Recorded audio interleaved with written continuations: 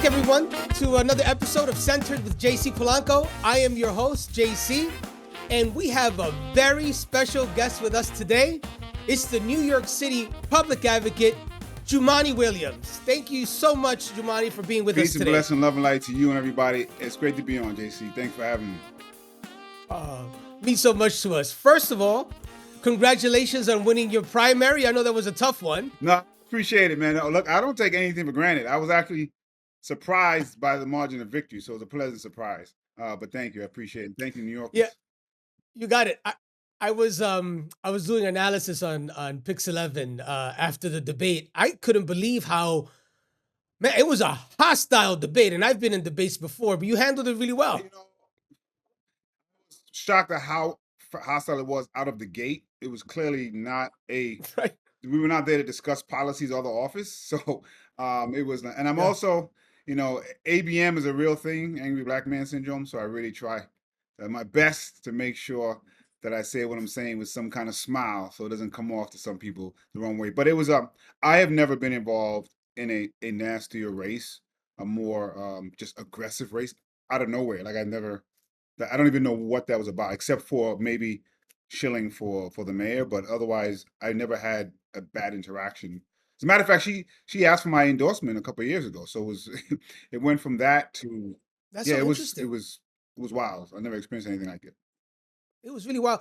I didn't expect it. I thought it was going to be something different. And the reason why I thought it was going to be different, quick story, I ran for public advocate, as you know, back in 2017 against our friend Tish Yep. James, and she destroyed me. I wake up sometimes, Jumaane, in a cold sweat. Like, what was that?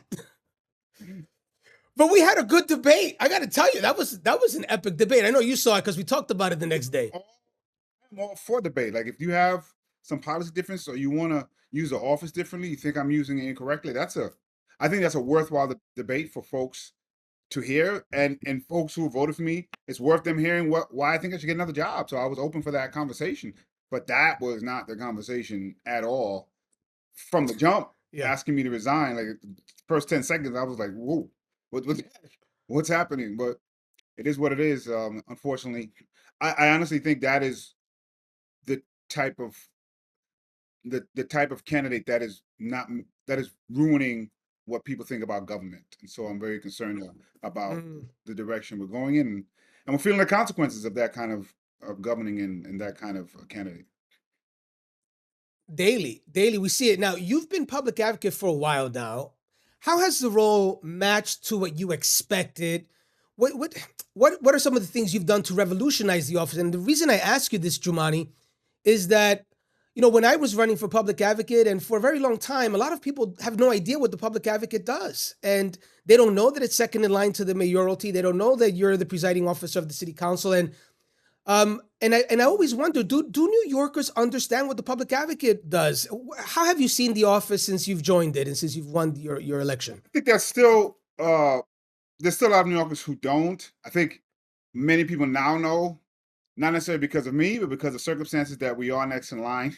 I was almost mayor about 4 times, and I have a lot of friends right at that moment, and then. Yeah, I think 4 times. 4 times. I have it here on my wall.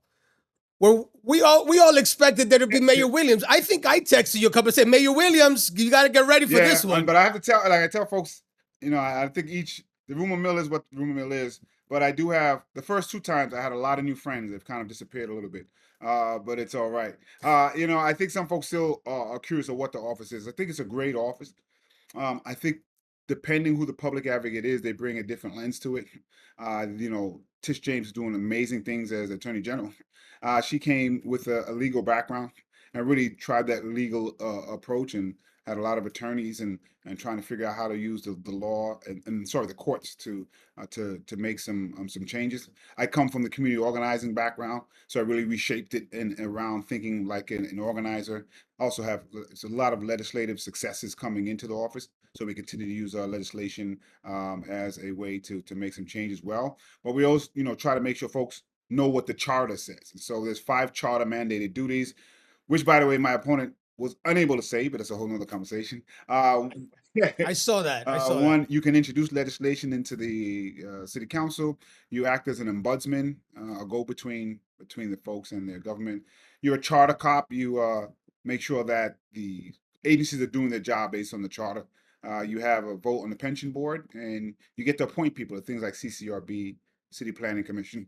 And the sixth one is not there, but it's the bully pulpit. So you have the ability to Mm. raise issues that may not be raised, and you can really push back on someone like the mayor when they're not doing the job they're supposed to be, or even the council if you want to, push.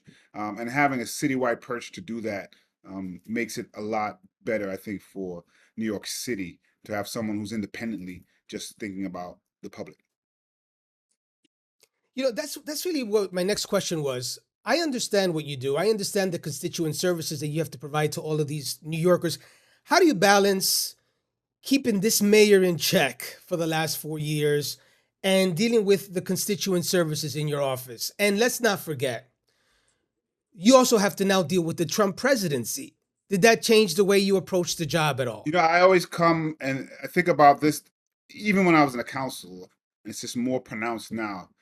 I don't think my job is to be friend or foe to any mayor, to any executive, to any elected official. I think my job is to be able to articulate to the public what is best for the city, and have a vision that I think the direction the city should go in, and the public advocate should be able to help shepherd that, make sure that agencies are doing the job and responding the way they're supposed to, providing the services the way they're supposed to. If elected officials and the mayor is doing that, then great, we want to work together. When they're not, if they're not, and unfortunately, since I've been here a lot of times they were not, then they have to push. And we have to push and push and Mm. push and push. And so it's gotten to a point now where I was very clear that this mayor is doing more harm by being mayor. And so we have to be very clear about that. Unfortunately, I think the country and the world actually is in jeopardy by the Trump presidency. So that I think reshapes how everyone thinks about this. I think there's a common threat Mhm. that's going on. But I also think that the party I belong to is partly to blame for even having Donald Trump in the first place. That's something I'm happy Yeah, happy to talk about. that's going to be the next segment on national politics. Before we get to that, Jumaane, I wanted to know what was the beef between you and the mayor. You and the mayor have never gotten along. It seems as if it was Mortal Kombat from day one. What was it that you said I can't work with this guy? What was it about Well, him? quite frankly, folks, if you remember, he was actually on my ranked choice voting. So Oh, I do remember that. and I was, I hang out on the wild wild left. So I got a lot of flack for that, but I've known the mayor for a while. It's actually painful to see what's happening. It's not there's no joy in having to do this, particularly another black man who was a more powerful citywide position that had a lot of promise. It is hard to watch what's happening with him and his administration, but there came a point where you just have to call it as you see it. But coming in, the view we had of public safety was very aligned as when he was borough president. I don't know what happened. And it was just a squandered opportunity.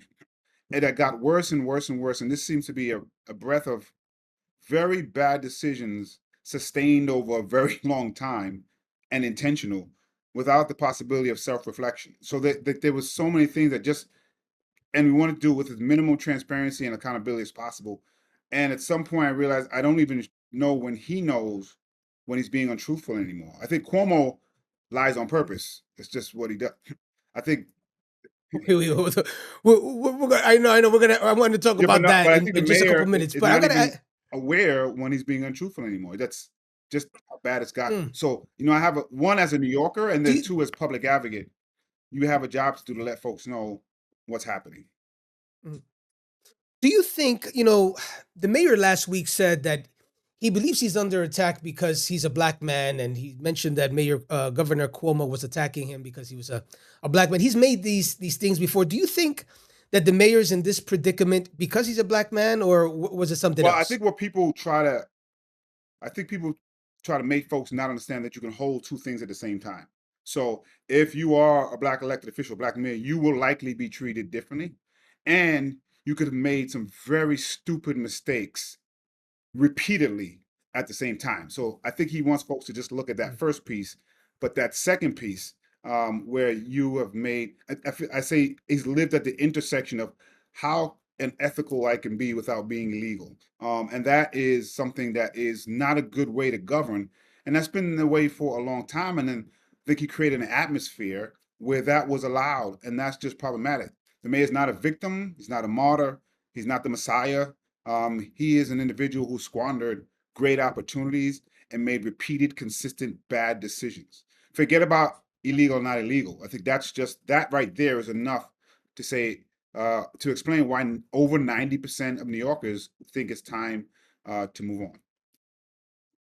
I'm looking at these polls. You're right. It looks as if every single segment of New York wants to turn the page on this mayoralty.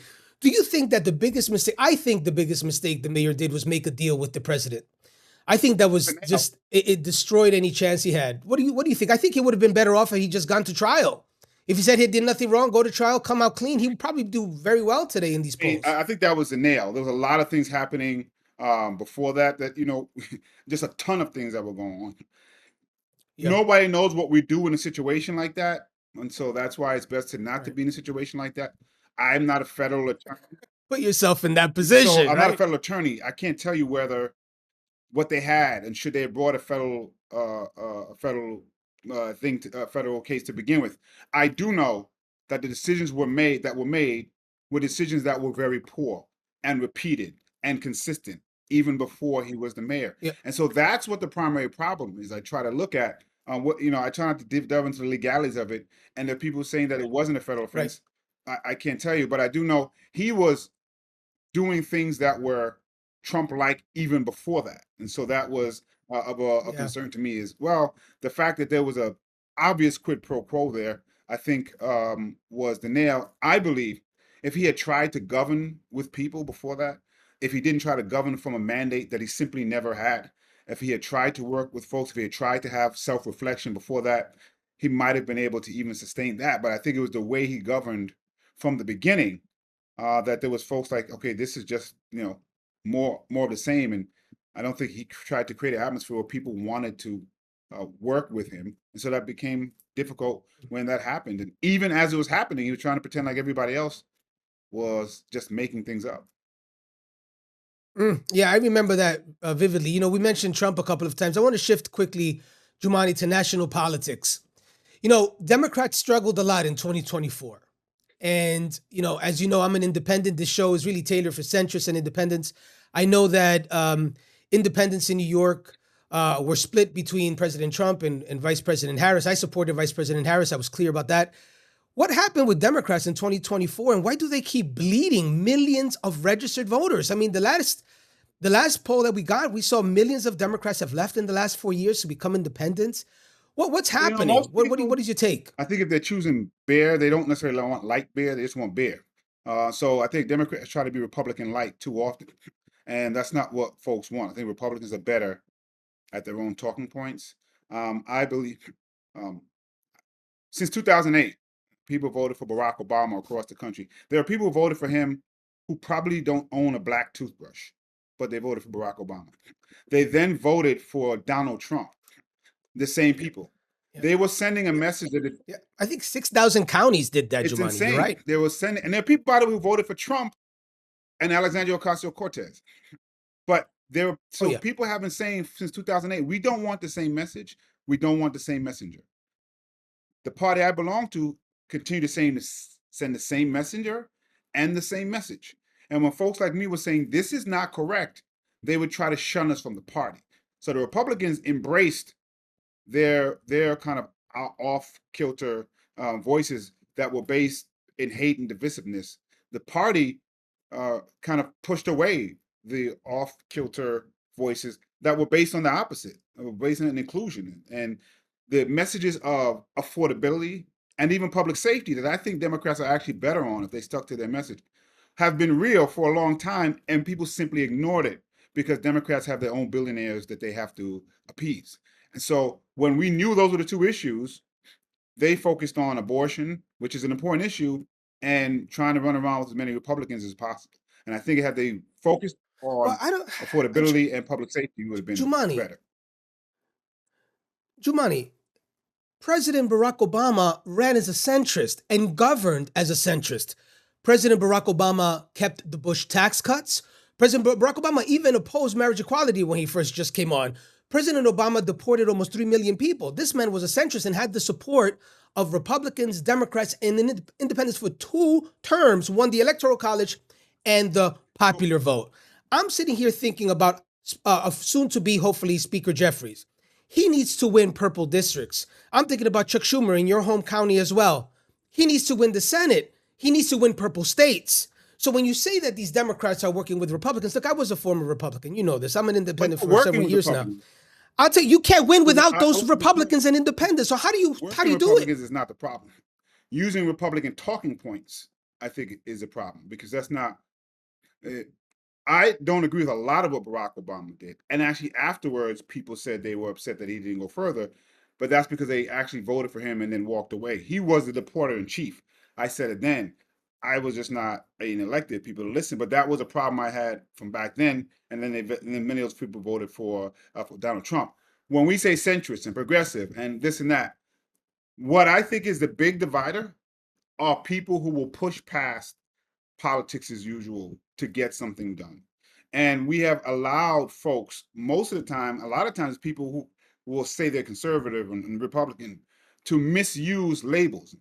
People don't even know what they're saying. And so when you look at the people who might have been Republican independent, who hated Obamacare, but they wanted to keep the Affordable Care Act healthcare that they have, not realizing it's the same thing, is a great example of we are not even moving the way people want. We're moving them with the way we make people feel. And so when we talk about public safety, when I ask people 3 questions, how many people think crime is an issue? Raise a hand. How many people think that our law enforcement are partners? Raise a hand. How many people think that they can do it alone? Raise your hand. Republicans, centrists, Democrats, everybody answers that the same way. Yes, yes, no. But it's that last question where we have the most problems. So I saw the defund the police movement, which I get associated with, but I never said it was a terrible slogan, and I think it's a bad slogan now. But I heard Democrats arguing with people in the street about a slogan who were upset in the street, and I kept saying, why are you arguing with them? Why don't we figure out what it is that we can address the concerns that they have? They spent more time siding with Republicans about that slogan than trying their best to address their concerns, which would have helped make everybody safer. And so I think incumbency protection is usually what harms us the most. But even your independents, they affordability and public safety are the 2 biggest things. And, that's right. We care deeply about those things. And education, we care deeply about that. But I think the policies of Democrats address that more than the policies of Republicans. We don't lean into that with a real plan. And our plans to address that are actually better. We allowed literal millionaires and billionaires to grab the affordability conversation. That's what happened. We just let them do it. That's insane, because we didn't want to lean into something that could address the affordability crisis. Even here in New York City, when we say we have to, we're going to have to, we can't just cut. We got to raise some income from the people with the highest earners. We got to raise and deal with the minimum wage. We have to deal with housing and housing vouchers, those things that can deal with affordability. We shy away from that. And we allow. But you see why, Jumaane? Jumaane, you can see why. Look, you have 51% of the income tax that we collect here in New York City come from the top 1% of New Yorkers. We depend heavily on those wealthy New Yorkers to provide the social services for the people that you and me care about. So what happens when we keep taxing them? Since 2000, we've lost almost 2 million New Yorkers. We've lost 3 congressional seats. We're less powerful nationally, and they're going to red states. The people we lost, the vast, vast, vast majority, including 200,000 Black New Yorkers, left because they can't afford it. So we are losing. That's part of it. But so the millionaires and billionaires, we have more now than we did before the pandemic. And so I don't want anyone to leave. But they can easily leave, Jumaane. It's harder for me to go than it is for some rich dude. They're not. So they've never left in the droves that the people have said. We have lost some and we've gained more. I don't want them to leave either. And there's still ways you can deal with taxation, particularly when it's commerce and business, that is happening in New York City. Is wherever you are, it's going to be taxed. They have more income. They don't pay necessarily more taxes in terms of percentage, but they have more income, so they pay more income tax. This should be a conversation about civics and what our responsibility is, civic responsibility. We keep saying we have to worry about the millionaires and billionaires. Somebody's paying for it. And so the working class and the poor, they pay for it one way or the other. So we should care about that. And why we keep caring about the wealth is when we don't have this service, there are going to be more people homeless. There are going to be people who cannot eat. That then in turn, you know this more than I do, will have an impact on the crime issue. And then we want to send more police to address it when that's not what the problem was in the first place. So we should do it with not anger, but we have to have civic conversations about what is needed from each of us so that we can do what we can. The problem is, when Zohar Mamdani says something like, we shouldn't have billionaires, I think the existence of billionaires and abject poverty at the same time should insult everyone. It's just that, like, what I've been thinking about is, like, I think if folks, sometimes we play on people's emotions of, I can live this way, but I might one day win the lottery, so let's keep the system, as opposed to, where do we get rid of the lottery and make sure everybody can live a better way? And we have people who play on those emotions, and they play on it very well. Look, let's switch over to mayoral politics, Jumaane. Look, I've said it before. I thought you were the best progressive candidate for mayor. You have been a city council member for several terms, committee chair several terms. You've been public advocate, now multiple terms. You were by far, in my opinion, and I told you this in person, probably the most best positioned progressive to run for mayor. Why didn't you run in this cycle? Appreciate that. You and others, were really pushing me, which it's just an honor just to have folks say that, particularly folks who are, not even on the wild left like me. So I really appreciate it. No. But Got it. I do think I try to govern. I call myself a pragmatic optimist, and so I try to govern from that angle. It just wasn't I think people have a hard time in politics with folks who are not playing chess to get to the next level. And I've just never really done that. So that my goal wasn't to become mayor. I think people underestimate how difficult that job is. It is a very big headache. It's a headache to get the job, and an even bigger one to do it. So it was, it was Yeah. something that I just, at that moment in time, I didn't want. And it's interesting because people know I ran for governor, and they're like, yeah, that's a bigger position. The way I explain it, they're Yeah. both very stressful and important, but the mayor is on 24/7. Something happens in the Yeah. You ran for lieutenant governor and shocked a lot of people. I remember looking at those results. You remember I do that remember. night? I was shocked how you remember you made it close. So what was funny, that was probably one of the best times I had in government. And this is interesting. I was actually finished with politics. Like, I was gonna be done, acting is my remember. love. And so my wife told Yeah. me I had a year or two to do my midlife BS and then come back. So I said, all right, let's do it. So I actually had to be convinced to run for public advocate, but I had fun. The state is beautiful. I fell in love with the state. I realized Yeah. the cities across the state, they keep us in silos, but they were dealing with the same thing. And so the message was working. So I was excited about it. And but Yeah. being mayor, as I said, like when I was in Buffalo, nobody expected me to be in Brooklyn. If you're a mayor, you got to be all five Yeah. boroughs all day. Something happens at 1 a.m., you got to be there. The governor wakes up at 7, 8. How can I help you? And so it's a different kind of thing. Yeah. I'm excited, by the way, for Zohar Mamdani. So I think no one thought when he was at 1%, That's what I want to talk now. but That's what I talk about now. Jumaane, as you know, I do TV Yeah. regularly, and I think, I've invited the assemblyman to join us. I haven't heard back. I don't think he's coming, and I think a lot of it has to do with I just don't understand, and maybe you can help me out here. And I need your help. I missed something. I think of the New York City mayoralty like you explained. I say to myself, this is the second hardest job in the country next to president. You are the CEO of New York City government.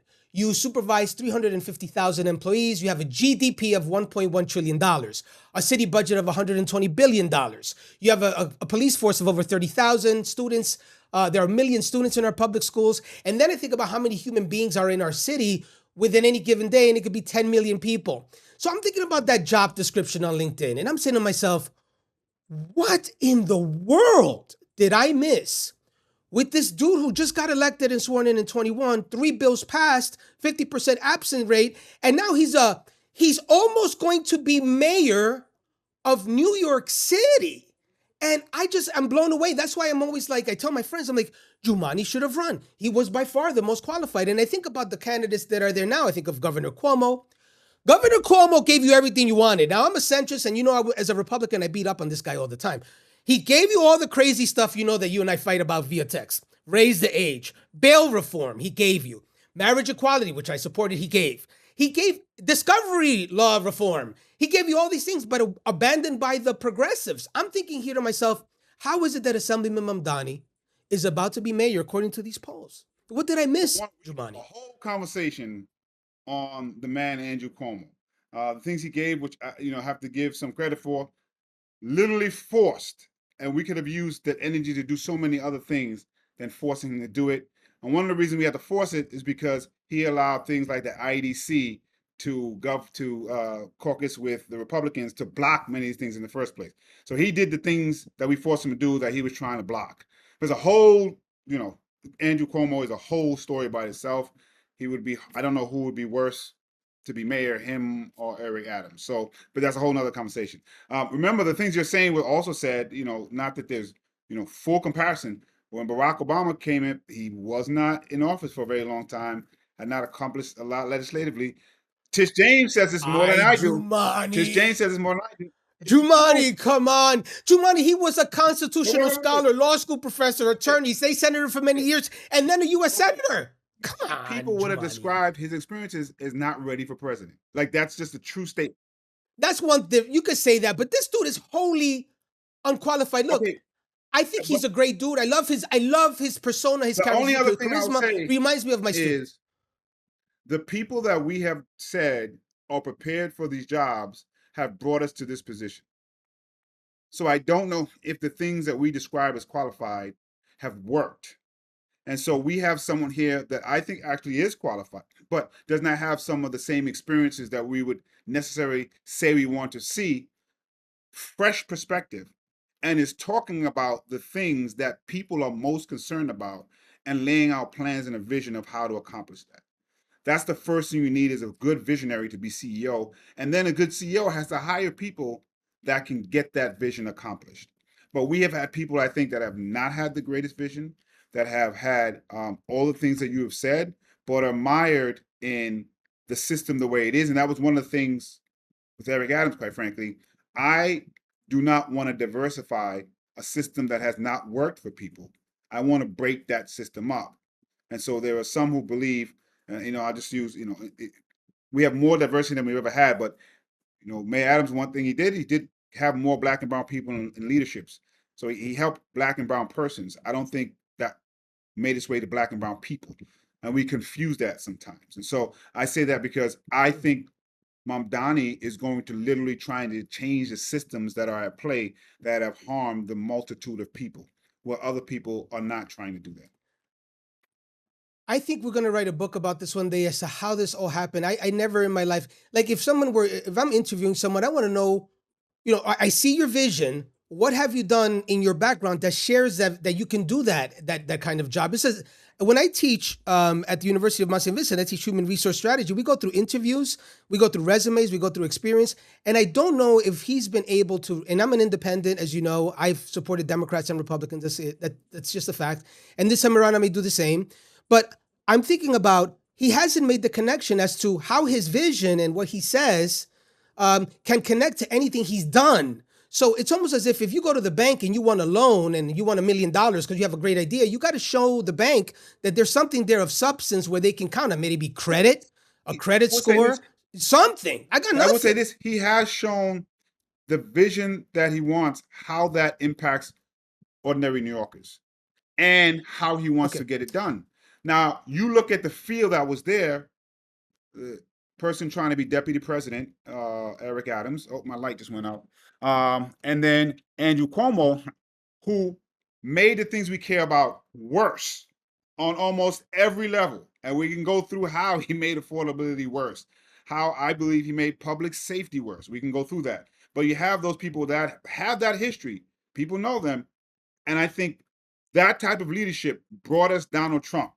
That's probably for another podcast. And then we have somebody who says, I Yeah. want to address the issue that you've been talking about for a very long time with some new ideas that I think we could accomplish.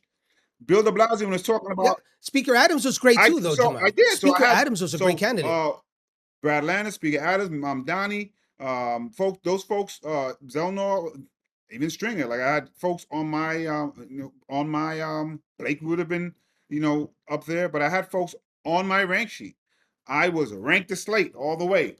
I started with don't rank Eric Yep. or Andrew for mayor. So there was a lot of good people there. I think what is a good example is, and it doesn't work one for one across the country, but Mamdani leaned into a message that people want and Democrats are better at. And I believe we need to lean into that message. It looks different, right? In different spaces, in different places. Mhm. But we need to stop worrying about our billionaires and worried about our Mm. trajectory for the next thing we want to do. And those are the candidates that we sometimes push away.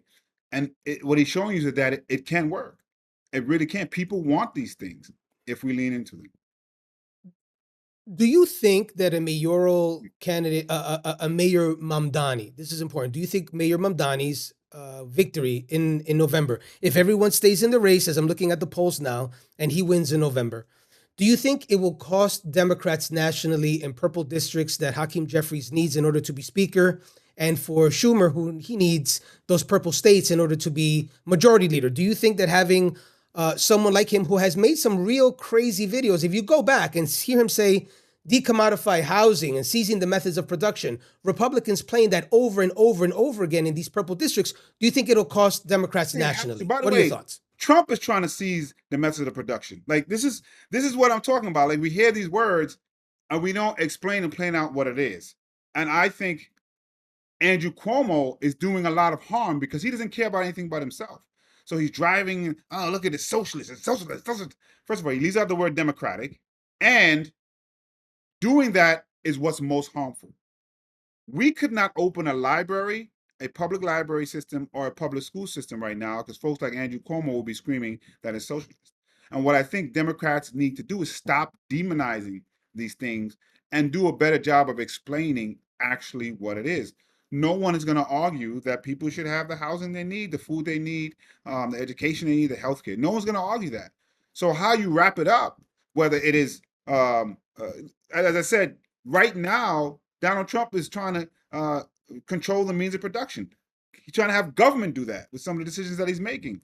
So, there's no difference there except one has wealthy people getting wealthier and the other gets people the things that they actually need. And so if we stop trying to be Republican light and lean into their own messages because we're afraid and say, hey, here's what we disagree with, but this is what actually we're trying to do where you agree. Here's where you agree. Did you realize that Obamacare is actually the health care that you have? That's the American Care Act. Or you can side with the Republicans and talk about how bad it is going to be for the economy. So it doesn't have to be. If we can step away from Mm. the way we normally do things and the way we normally think, I don't think it has to. Can it make things difficult? It might make us change how we do things in some of those purple states, but you don't have to side Mhm. with everything that everybody is doing. You just have to side with the Mhm. things that are working, and affordability is a tremendous thing in those purple states as well. Just two questions before rapid fire. I want to thank you again, Jumaane, for being with us here on Centered with JC Polanco. You mentioned mental health just briefly. What's going on here with this mental health crisis? It seems like it's a major issue here in New York City. We see it in our subways, we see it in our streets. Every time we see a heinous crime, it turns out the person, many of the times, was suffering incredible mental health crisis. I know that we spend over $1 billion with Thrive NYC, with former Mayor de Blasio. It seems like nothing worked. What are some of the things you plan on as public advocate to address We that? definitely did not apply that $1 billion appropriately. I should say efficiently. So let's just say that. And I was vocal about that as well. The things that we need to do require money and they require structure. that we don't have. What we do have is a 24-hour 911 system that connects us to law enforcement. And so whenever we have to do a difficult job of building something out, we retreat, particularly when there's a major headline, to what we know, which is law enforcement. And it's been difficult because law enforcement can't solve the mental health crisis. Thankfully, people understand that right now. But we have to create the spaces that provide a continuum of care for communities who do not have access to the continuum of care. Rikers Island is probably the largest mental health institution in North America. Everyone agrees right now that there are people on Rikers Island that should not be on Rikers. Everybody agrees with that. And they're making it less safe for them because it's hard to provide the services, the medical services that are needed. We have programs like Be Heard that are not connected in the way that they should be connected. And what the mayor and others were trying to do is have you, we need to involuntary commit, like that's the magic answer. One, we have always had the ability to involuntary commit folks that fit a criteria, and we should. Kendra's Law. You're referring to Kendra's Law. And there's some other ones in the city, but we should be able to do that. There's nobody who can right mind say you should not involuntary commit for who need to be committed. The problem is if you hold them in the hospital for 72 hours or 72 days, if you let them out without a proper continuum of care, all you did was push the problem a little further. And so really putting the money into clubhouses, into longer stay, even I would say even hospital beds where they can get the care that they need, and not Rikers Island. But the biggest important thing is that continuum of care when they leave the hospital, where are they connected to, what clubhouse are they connected to, how are they getting their medication? That is. And right, how they're getting the medication. Let's address that. What happens when I was running for public advocate many moons ago, I talked about this. I said, there has to be a way that someone could be held responsible for ensuring that an individual is taking their medication. We have to address that when the people don't want to take it. What happens when the person just, I'm not taking my medication, and bounces and then commits a crime? Shouldn't there be a phone number that people call and say, hey, my spouse, my son, my friend is refusing his medication and I'm concerned and he stepped out? Why don't we have a system like that in place? One thing we try to do is, one thing I try not to do, we go straight to the worst case scenarios. And so most of these things in our worst case scenarios, they become worse because we haven't addressed them before. So yes, if there may be a point where we have to make sure someone is taking their medication or they simply can't be out in the street. In the scenario that you said, one of the problems is they have nobody to call except for police. They should be able to call people who can provide a medical response to a medical emergency, unless there's some danger there.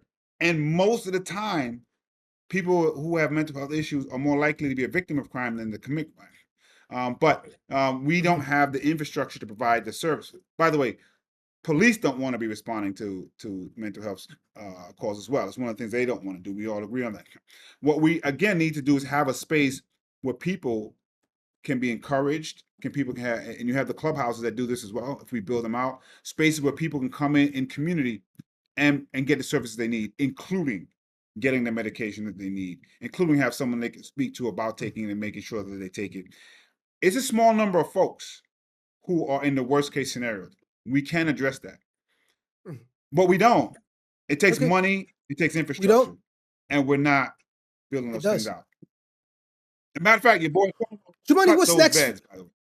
My boy Cuomo, look at this guy. My boy Cuomo, your boy Cuomo, everything you wanted, he gave you. True. I fought against the hospital bed.